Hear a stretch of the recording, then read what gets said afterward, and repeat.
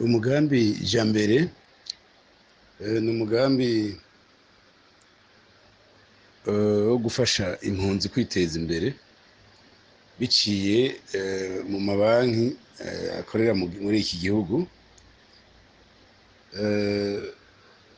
Ico rero uwo mugambi uzofasha impunzi muri rusangi no kwiteza imbere biciye mu gukora ibikorwa vyunguka, bagategura imigambi hanyuma bakayishira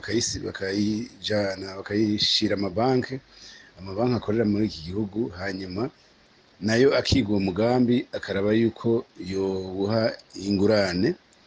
Iyo ngurane rero nayo bakazoyishura ku bice babasiguriye, hanyuma uwo mugambi Jambere nawo ukazobunganira ku kindi gice mu kwishura iyo ngurane. Urumva rero ni umugambi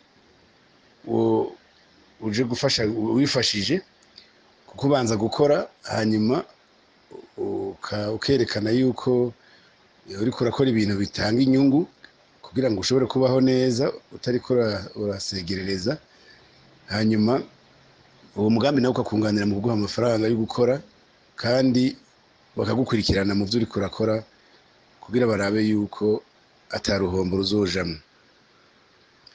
Kubavuga yuko kuvyerekeye bambe nako kuvyerekeye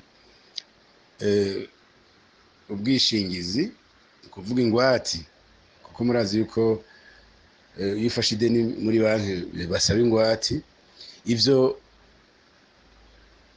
babiganira hagati y'ibanki n'ugiye gusaba iryo deni, bakumvikana ngene bazokwishurana. Biri kwinshi rero, ingwate ziri kwinshi, hari abatanga imiduga baba bafise, ni vyinshi vy'ingwate bivugwa biharigwa hagati y'ibanki n'umukiriya n'umunywanyi w'iyo banki.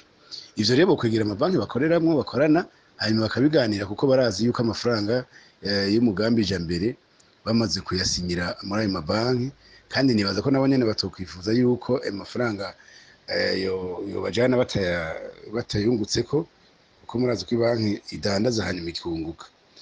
Rero twahamagarira impunzi ko zojana imigambi yazo bakayiga bakaraba yuko boyiha amafaranga kugira bakore kandi bunguka.